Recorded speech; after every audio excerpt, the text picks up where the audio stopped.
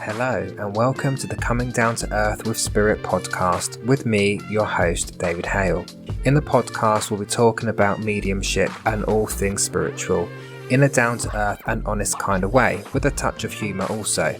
So I hope you can join me on my podcast journey so you can learn from my own spiritual journey and experiences with spirit in the aim to help you on your own spiritual journey, or it may just be to answer any of those questions that you have about the spiritual world. So join me now as we get into this episode.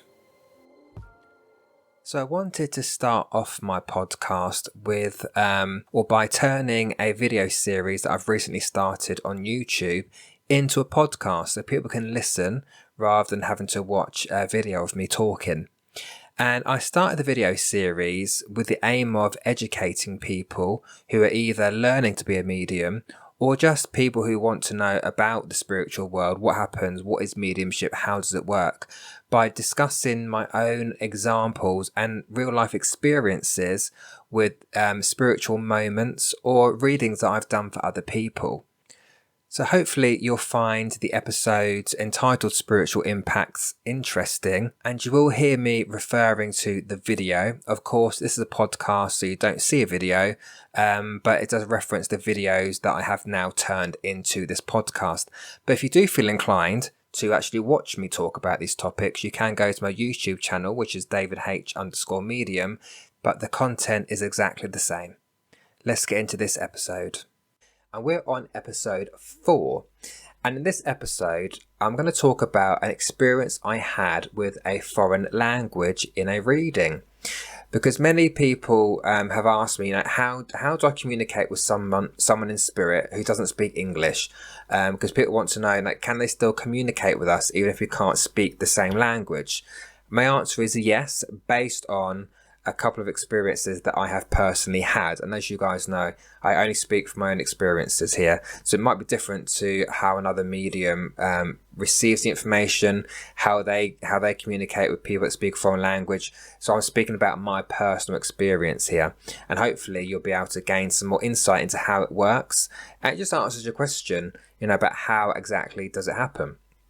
So first thing I will say is that spirit will always communicate with a medium through their own frame of reference and through their own experience. So for example, for me, when it comes to foreign languages, I like foreign languages. At school, I was very good at German, and actually the highest grade I got in school was for German, not English, German. But I've always liked language. I was learning Spanish at one point. I got quite far with that. However, don't test me because I don't remember half of it. I was also learning French because I lived in France for a short amount of time. And I've recently started to learn Polish because my other half is Polish. He speaks English, but he is Polish. So I thought I'd make an attempt finally to start learning Polish. So foreign language for me is something that I like to learn. And I really wish that I was bilingual. I'm not. But because I have that experience and I see words and I can pick things up quite easily, that's in my frame of reference. So spirit will use that time to time. It's a little bit like if you are someone who is really good with numbers. Let's say you're quite analytical and quite good with numbers. In a reading, you may get loads of number references come through, whether it be a birth date, whether it be a telephone number, whether it be a door number. If you're good with breeds of dogs, for example, you will get in a reading potentially a lot of the names of breeds come forward, whereas I don't. If I get a dog come through, I just see a dog. I might get a characteristic of the dog, I might get a colour, a name, but I don't tend to get the breeds because it's not my frame of reference, so I'm not going to get it. So I'll get it in a different way. So when it comes to this particular these couple of examples, I was quite, I was a little bit taken aback by it as well, because there's no way on earth, particularly in this first example, that I would know the information. All right. The second example I might be more familiar with, but again, it's just showing that spirit can still communicate. Now, if we put language aside just for a moment, Spirit will communicate with you in a way in which you're going to pick up the information, whether it be clairaudiently, clairvoyantly, clairsentiently, some of the other clairs that are there as well. So what I found is, if another spirit talks another language that I don't understand, they will give me the information in a different way. They might give me pictures so I see images instead. They might make me feel certain things rather than say things in my ear in a native tongue. But then again, in the spirit world, no, there is no language. Like, there's no time, there's no sense of time, there's no sense of dates. The spirit will give things symbolically, because it is all symbolic at the end of the day. It's not necessarily giving you word for word things they want to say to you. So they'll put it across in a different way just so that I can pick it up. But on these occasions, why it came through in a foreign language, I don't really know why in those particular occasions it happened, but let's get into the example as to what did happen. So we go back to episode 1, where I talked about the lady who I gave a reading to, where her grandfather had come through with the boat, with the fishing boat. Do you remember? And this same lady, we planned to do another reading because she was happy for me to practice on her. So this example still goes back to the time that I was still very new, like a year and a half into my development. So we decided, together, that I would do another practice session, again not knowing what I would get through at all. So whether a granddad might come through again, because that's a possibility. I didn't know who would come through this time. So again, we were at work and she was sat behind me, and I will say now that she is Italian. All right, she comes from Italy.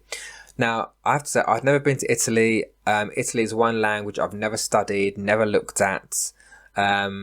So I've got no clue on the Italian language or anything like that. So again, I was sat at my desk, and she was sat behind me, and I was just getting on with my work. And all of a sudden, I had a couple of words come through in my mind, which for me, they felt like they sounded Italian to me, just the way they dropped in. I knew it wasn't Spanish or French or even Portuguese. I knew it sounded Italian to me, and I thought, what is this? At the same time, I felt an older lady step forward as well, and I thought to myself, now is not the time.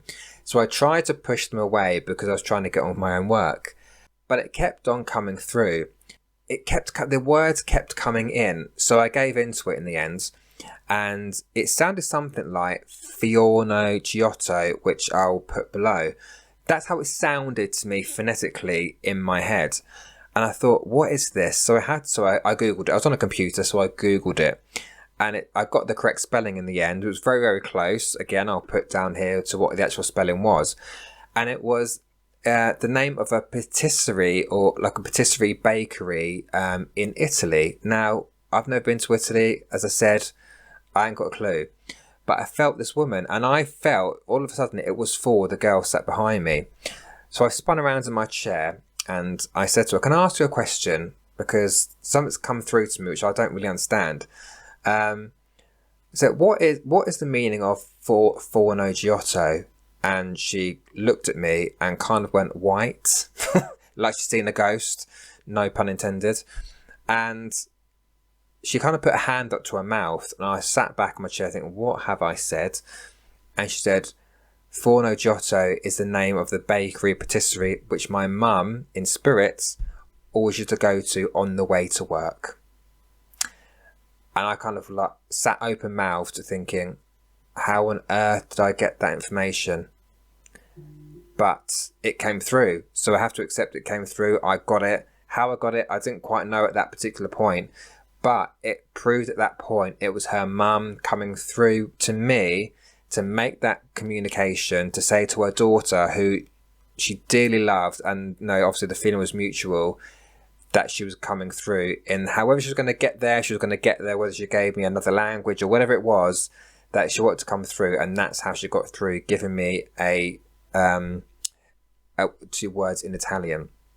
However, fast forward later on that day, we did do a reading together privately, and her mum did come through. When she came through with further information, it was all symbolic, because back then I was more clairvoyant, so I would see images and pictures and symbols and things. So, and her mum couldn't speak English when she was alive. So I was getting things in symbolically. So I saw the two colours. They had two cars in the family, and I got the exact colours of the cars. So when she passed, how she passed, her characteristics, all that kind of stuff. So I knew. So again, her mum was giving me extra evidence to say this is me, like we needed it, because that Forno Giotto, that still blows my mind, and that really proved it was her. But obviously, we always want more evidence to prove and to cement the fact that it is that person in spirit coming forward. So that is the first example that really blew my mind and still impacts me to this day. Now the second example was, again, it's another reading I was doing for a lady, and this time it's to do with the Spanish language. And I was communicating with this lady that's come through, and we hadn't quite established yet who she was. But all of a sudden, I heard the word llaves placed in my head. Now, because I had been learning Spanish, I knew that llaves was a Spanish word for keys. So I'm thinking, okay, why have I been given that in Spanish? I don't really know. But what I do know is symbolically that when I see keys, it symbolises that someone is moving house. That's just symbolically for me what it was. So anyway, fast forward a bit further into the reading, and the lady validated that yes, she was moving house. Her and her partner had just moved, or decided to move. I can't remember now, but that was definitely right. And then I thought I just say, well, why did I hear it in Spanish? Why was I given? Do you understand why I'd be given the word keys in Spanish? And she said yes, because the lady you're communicating with is my mother-in-law, who was Spanish and who only spoke Spanish. So again, it validated for me that, okay, that spirit will work in my frame of reference, and will give me things that I understand, to allow the sitter to know that it is that person coming through. But also, spirit know that I like evidence. I don't like generics. I like specifics. And again, there's no way on earth I would know until that point that the lady I was communicating with was Spanish. So you can see how spirit communicate in how they know you're going to pick up the information. And that's the lesson here, that don't be afraid to go and see a medium just because your loved one in spirit doesn't speak English or the language of the medium. That again, spirit are very clever, and they will know how to get their message across, whether it be through language or through symbols or whatever it might have, feelings, whatever it might be, spirit will still get the message across. And and to be honest as well, that we're not meant to get every bit of information 100%.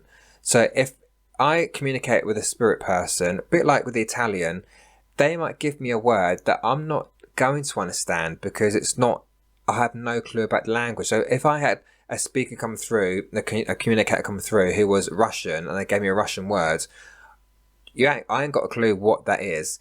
What they might give to me is something that sounds close to the words, phonetically, and then hopefully the sitter will be able to understand what that word is.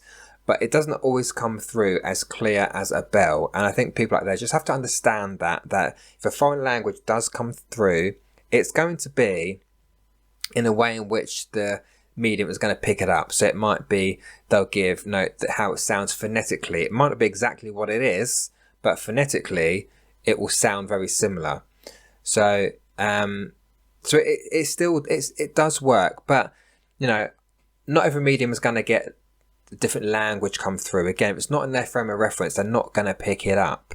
Whereas for me, I'm lucky that I do like language, and I have looked at different languages and studied different languages. So for me, not because it's easy, because it's never easy, but I'm more likely to pick up the sounds or the phonetics. Having said that though, they're the only 2 times that I can really remember out of all the readings that I've done that a language ever comes through. So it's funny.